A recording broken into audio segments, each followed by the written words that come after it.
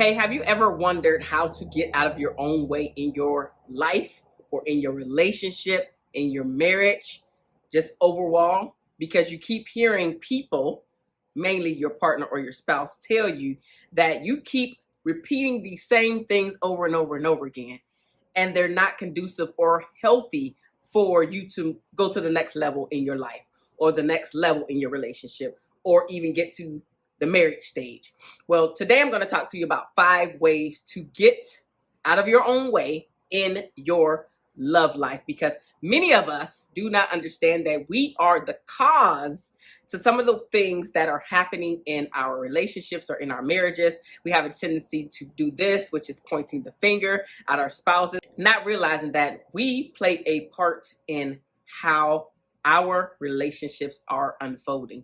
And so I want to jump into that today. But before I actually do, who am I and why should you listen to me? My name is Marshawn Olanio. I am a shift relationship strategist where I help Black Christian women that are married or in long-term relationships to stop feeling disconnected and unloved and shift them to feeling heard, understood, and appreciated via my digital courses, my books, as well as my group coaching program that I have specifically for Black women, right? So now let's talk about the 5 ways to get out of your own way in your love life. Now, this does not matter where you're at in your love life, because you could be a woman that is single, but you know that you was in your way, but you don't really know what you were doing to be in your way, where things never did go to the next level. You could be in a relationship or an engagement or a in-between stage in between the relationship and engagement, not realizing that you have yet to get that proposal because some of these things are keeping you stuck where you're at.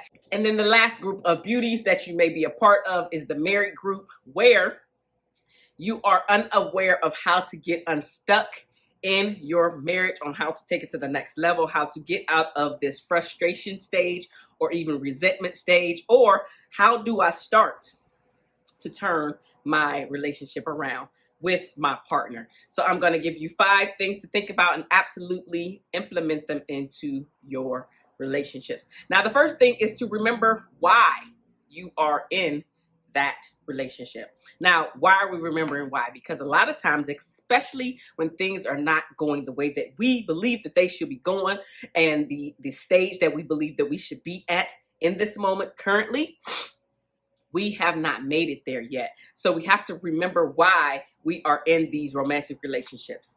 What is your why? Why did you choose that particular man? Why do you believe that he chose you? Have you guys had that conversation? Why are you showing up in the way that you're showing up?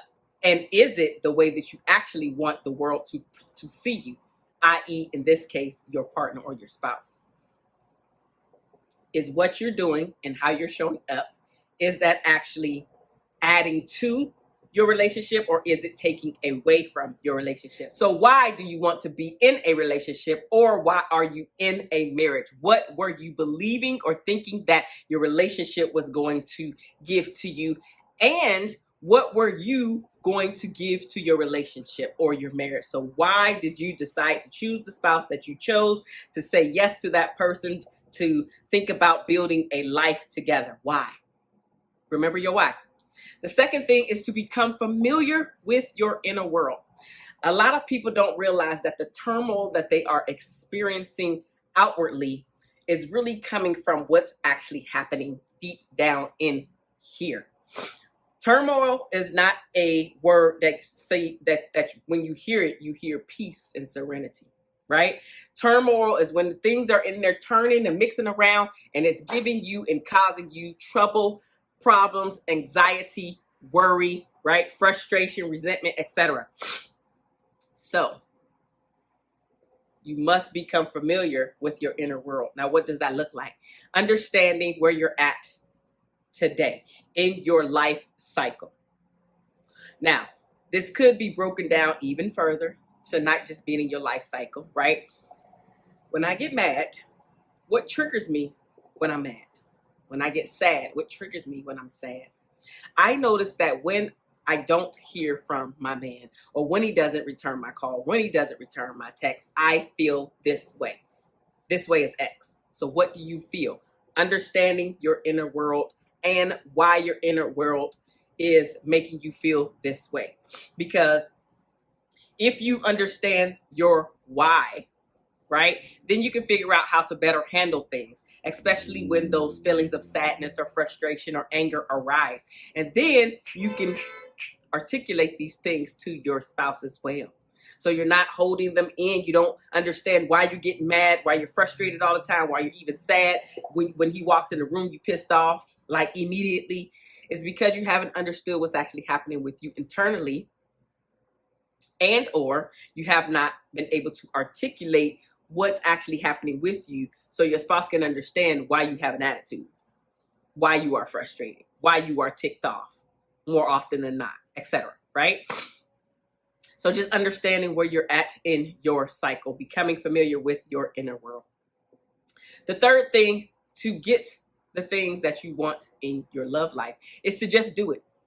So many people are afraid to just take the next step or take the first step. It's really that first step that I should concentrate on, because most people don't get started because they allow fear to get in the way of what they really want, what they think about constantly. And that fear keeps them stuck, never doing anything about it. And so again, we're looking outwardly. We want to point the finger at our spouses or our significant other, when really we should be pointing the fingers at ourselves, because you can only control you. And so if you never take the actions that you know will help to get you to the stage that you want to be in your love life, if you never stop and think about, what can I do to change around my anger? How can I show up that is differently, so I'm not coming at him in a manner that is going to turn him off or shut him down or give me the silent treatment, walk away, all of the things that you don't like.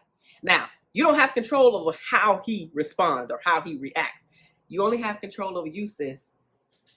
And so when you realize that you only have control over you, now you're saying, okay, well, I don't want to come off as this angry woman all the time or feeling like I'm always nagging him. So what can I do to stop being a nag? I can not say anything about every single thing, right? I can only talk about certain things, like the things that really, if he did this differently, our relationship would be better.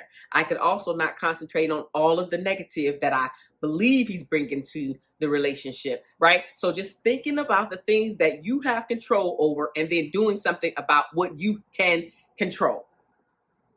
You want to be a better wife, you have to show up better. What does better mean to you? So really taking a deeper dive into saying, okay, better to me looks like this. It looks like me coming home and saying hello and giving a deep hug and allowing him to decompress, or coming in, giving a deep hug and telling him, hey, I need to decompress, right? But being able to articulate your needs, your wants, and your desires by just doing it. You have to use this and speak up so your spouse is not in the dark about the things that you need, because we believe that he is supposed to be a mind reader. And says he's not. He only knows what to do if you tell him. Now, if you told him multiple times and you told him angrily and all this other stuff and it wasn't spoken in love, I'm not saying that he shouldn't have received it, but 9 times out of 10, he didn't receive it. But again, you have control over your tone. You have control over how you're showing up, right? And so just do it. Figure out what it looks like for you to be better, for you to articulate the things that you need in a more effective way, for you to think about what you want before you even go and articulate it, right? Just do it. Take the actions, because it does not matter if you have the information if you do nothing with the information that you have. If you learn all of these new strategies, but you leave them up here, there will be no different results, because you're still doing the same thing. It does not matter that you have the information. Now it has everything to do with you doing something with the information that you now have. So what are you doing? Just do it.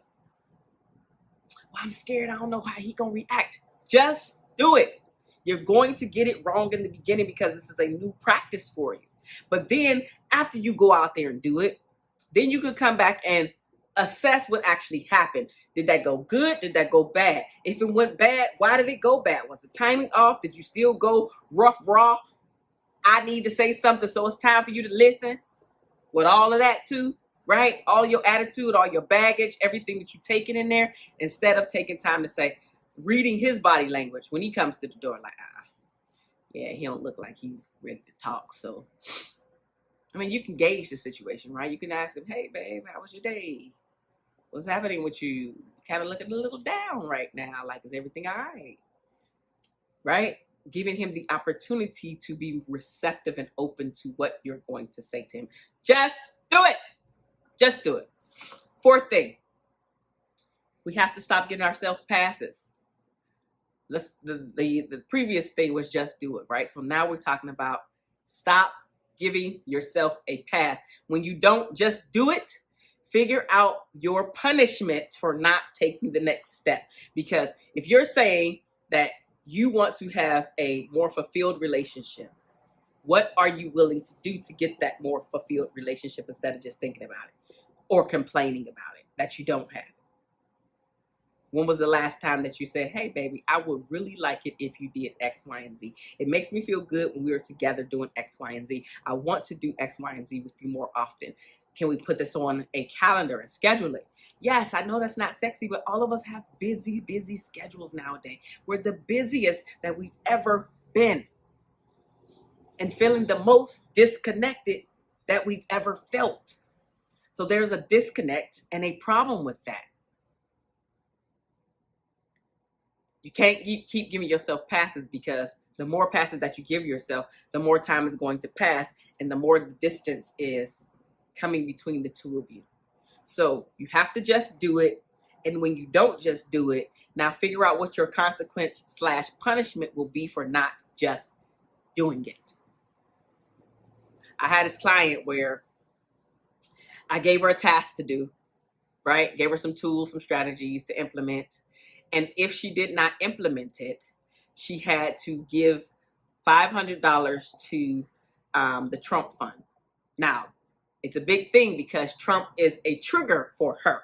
So you want your pain / consequence to give you some pain as well as some motivation to get whatever it is that you need to do, get it done. In this case, she didn't want to do whatever, right? And there's no reason for me to talk about what she didn't want to do, but she didn't want to do something. And so the consequence that I gave to her, because I know Trump is a trigger for her, was if you don't finish this in X amount by X amount date, then you must write that check and send it to the Trump fund. Guess what? She got what she needed to get done. She got it done. She just did it, but she needed something where she was going to, that was going to give her that little bit of push to actually do it. So now what will your consequence be if you do not just do it? The fifth and final way to get out of your own way in your love life is to stop or avoid ruminating over the things that are happening. Now, ruminating is a cycle of repeating the thoughts you just can't shake, which actually impairs your thinking and your problem solving skills. So we have to stop ruminating and just going in circles and circles and circles over the thing that's not going right, which is actually keeping you stuck and where you cannot think about what the actual resolution or solution could be, because you're stuck here. This is the cycle that you're on. You're on a hamster wheel within your head and you're just going and going and going. It's on repeat. It's on repeat. It's on repeat. It's on repeat. And you just can't shake it. So you have to avoid the ruminating so you can actually jump off that hamster wheel and do the things that you know that you need to do in order to get the life that you want, specifically the love life that you want. So these are the 5 ways to get out of your own way so you can get the love life that you want. Now, if you need some help with getting the love life that you want, look down below for the link. The link that I'm specifically talking about here today is for you to take the quiz. And the quiz is going to help you to figure out if your relationship needs a rescue. So take the quiz today. The results will be sent to your email address after you finish up the quiz. But absolutely look down there to figure out where you're at in your relationship. Are you guys cool, calm, and collective, or are you more on the tumultuous side? Now, my name is Marshawn Alanio. Thank you so much. If you made it this far, give me a thumbs up and definitely subscribe to my channel.